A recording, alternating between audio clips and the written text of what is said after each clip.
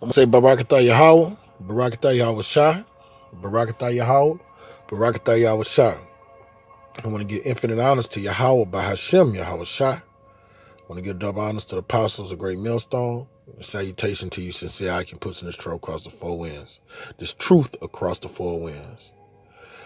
This sit down, this is like a testimonial.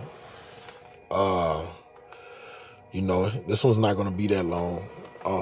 This morning, uh, well, I'm gonna give paint the whole picture about the situation. I have 6 children. I have custody of 3 of them, and they're in my custody, and my 3 that I have, and they're just around the truth. When they're in the house, if I'm looking at videos, they just know Apostle Gabayel Tahar, different brothers, just because they around, and if I have it playing, they just see it. And they come ask questions, and I give them answers according to the scriptures, and I give them what they need to know.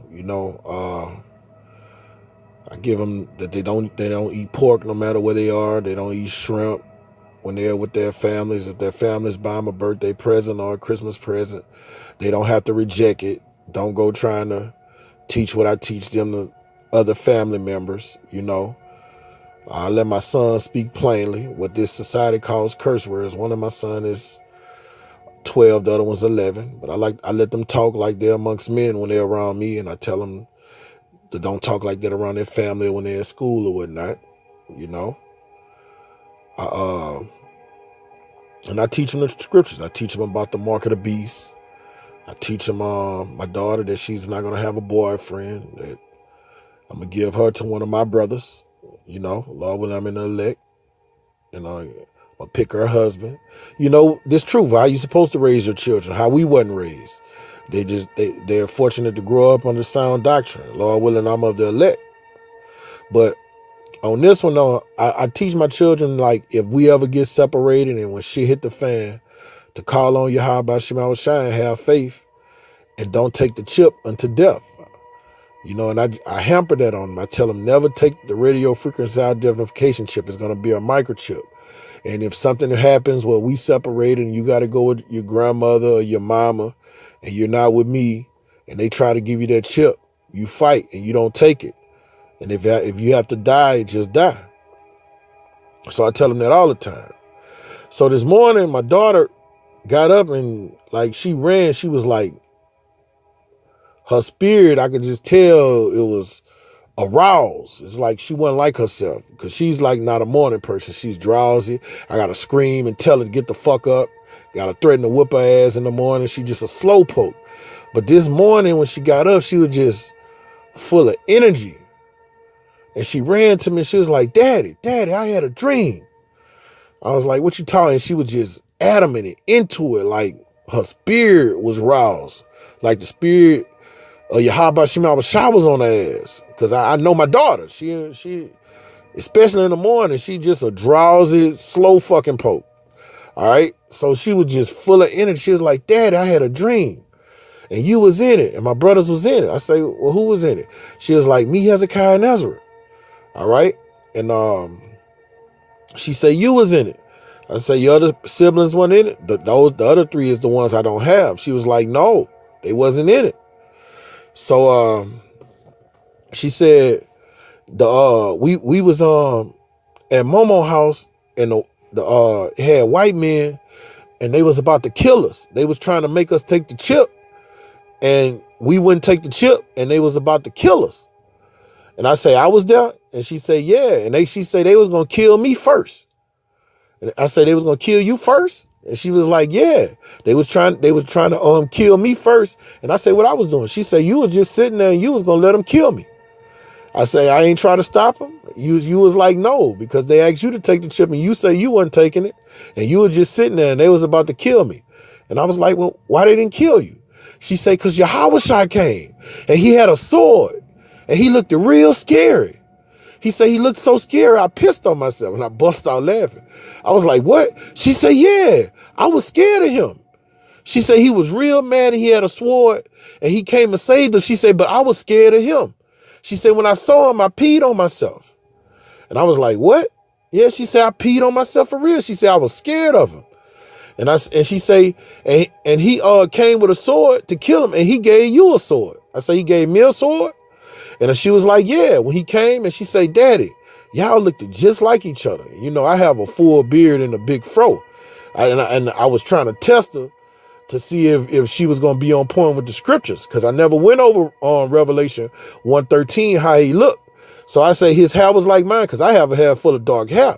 So I know I never went over the scriptures with how his hair looked, but she probably seen the pictures and stuff. But she was like, no, Daddy, his hair was gray, but y'all look just like each other. His beard was big, just like yours. And I was like, what I did with the sword? She say, he just gave you the sword, and he looked at my brother Hezekiah and told you that he liked it, Hezekiah. And she said the dream was over. I was like, damn, you know, and sometimes, you know, dreams be weird, but I was like, damn, you know, it was a prophetic dream. You know, she was like, they tried to make us get the chip. And she said, when they was trying to put the chip on her about to kill her, she was like, Daddy, you weren't even trying to stop him from killing me, because I already put him in it. That's what I tell them, man. If they try to get us the chip, they probably going to have guns over us. And so you just tell them that they're going to kill you before they get the chip. I just didn't push that in my kid's mind consistently. And she said, that's how the dream was, you know. And she said, our great king, she said, when he came, he looked real scary. And we know when he comes, he's going to be in a war, like he's going to be all about war. That's the spirit he's going to be in. He's coming to kill, to massacre. All right. And it was just a faith builder for me. You know, I'm a prisoner of hope. All right. And I was like, she said he gave me a sword, you know. So I was like, Lord willing, baby, that, you know, that built up your daddy's faith. But we got to go through this, you know. Your dream is prophetic. And I told her I was going to do a sit down on it. But she said, our great king, she say, the way he looked, it was just terrible. She said he looked scary. She didn't say that he was handsome. You know, she didn't say he was tall, dark. She said he looked scary. She said when he came, she was scared of him. The way he looked, she said he just had like a ferocious look on his face. And I was like, I asked, was I scared of him? She say, no, you and him, you wasn't scared of him. And he just looked at you and gave you a sword. And then he just told you that he liked it. My Hezekiah is my oldest son. And he just told you that he liked it, Hezekiah. And she said the dream was over, you know. And my son Hezekiah, he just turned 12, and I just started letting him come on the highways and byways with me, you know. And it was just a beautiful dream where she depicted, and she was just, her spirit, like my daughter's spirit, like in the morning, she is not a fucking morning person. She is, I have to whoop her sometimes. She goes so low, like, cause she'll be late for school, and I'll be woke up at an early time, and she'll still be dragging ass and still almost miss the bus. Or it's time she's missed the bus, you know. And when she woke up, she was just full of fire, full of life, and just couldn't wait to come tell me that dream. And I'm gonna go into a few precepts that go hand in hand with what her dream was about. This is Joel 2 and 28. And it reads, and it shall come to pass afterward that I will pour out my spirit upon all flesh. All right. And when they say all flesh, is literally all flesh, because you got heathens that are going to have dreams, prophetic dreams, and going to put them up. You're going to have Elamites, all, when he say all flesh, that means literally all flesh. Even Balaam, a fucking Moabite, prophesied. So, and when you turn on the internet and go on YouTube, you see heathens telling prophetic dreams that they have that synchronize with the scriptures. That goes hand in hand with the scriptures. All right. And your sons and your daughters shall prophesy. All right. And that's my daughter, you know, and she had a prophetic dream, man. And when you look around the body, you see other brothers that their wives having dreams, you know, their sons, their daughters having dreams, or somebody they know told them they had a dream. You look at the wacky ass dildo head Christians. They have dreams that go hand in hand with the scriptures. Okay? And your old men shall dream dreams, and your young men shall see visions. And upon the servants and upon the handmaids in those days, I will pour out my spirit. And that's what our Heavenly Father's doing, man. You could just feel in like I'll be talking to 2/3. Like, and they'll just, they could just feel it like, man, shit about to get bad. Shit about to get real bad. And they don't even be rocking according to the scriptures. They don't care about Yahweh Shem Shah, but it's just the aroma that's in the air in these last days is getting thick. You could feel it. That shit is about to just go bad, you know? All of these prophecies are about to go be fulfilled, and Jacob's trouble is about to get ushered in. All right? And I'm about to go to the precept where she said the spirit that she saw on our great king Yahushua. This is Jeremiah 4:7. All right, and it reads, the lion has come up from his thicket, and a lion is a devourer. A lion is majestic, but yet ferocious. When a lion gets amongst you, man, a lion is terrible to look upon, man. All right. And the Most High likened our great king, and that's the spirit he's going to come in as a conquering lion, a ferocious lion, man. That's what a lion is known for, man. All right. And the destroyer of the Gentiles is on his way. So he's coming back with so much power and majesty, man. You see these weapons that this devil got. He got to have so much power. He has to be ferocious when he come back. Man, you got motherfuckers with SKSs, rocket launchers, missiles, nuclear missile arsenals. And our great king is coming to subdue all of them. Laser beams. Esau got all type of futuristic weapons, man. And our great king coming to subdue them. And and that look on his face, you know he's coming back for revenge. They mocked him. They beat him to a pulp. They stuck a spear in his ear while he was on the cross dying. They were talking shit to him, spitting on him. Okay? He's coming back in the spirit of a conquering lion, a roaring lion for revenge, man. He is going for out his plate to make the land desolate. He's coming back to kill, make war. He's coming back to subdue, conquer, and save. All three. He's coming back to kill and save. Okay? And the city shall be laid waste without an inhabitant. And that's the spirit that my daughter saw on him. She saw his countenance, the spirit that he's going to be in when he come back to the planet, man. And I'm dark skinned. If you go scroll up in my videos, you can see how I look. I'm dark skinned. She say we look like each other, but I know my great king. He's probably about 12 feet, 14 feet tall. And it was just probably something in the spirit. Like when we get our glorified bodies, man, we're going to all have beards. We're going to all have froze, you know, and that splendor. Lord willing, hey, I'll be in that number. Lord willing, my brothers be in my number. My not just me, my brothers that's on the battlefield with me, man, watching the left flank and the right flank. All of us, you know. Lord willing, man, we in that righteous number and we hold fast, man. But it wasn't just a dream for her. It just like boosted up my morale, man. Because I got personal shit going on in my life, you know, and I be, right now, all these prophecies would keep you uplifted, you know. You see all these prophecies coming to pass, and that's what keeps your spirit up. But this world, man, it just drags you down, and you have to keep going to that river of living water and getting fed and being connected. Talk to brothers and shit, man. And it keeps you strong in this bitch, man.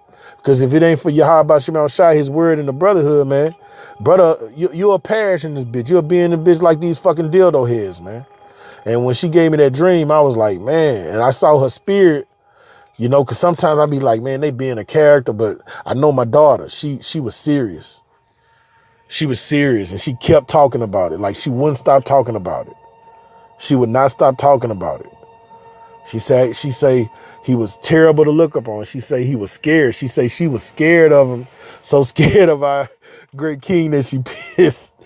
You know, I didn't want to laugh in her face, but she say he was that scared, and she say he looked straight at her, because he say right when they was about to kill her, that's what she said. She said right when they was about to kill her, that's when he came.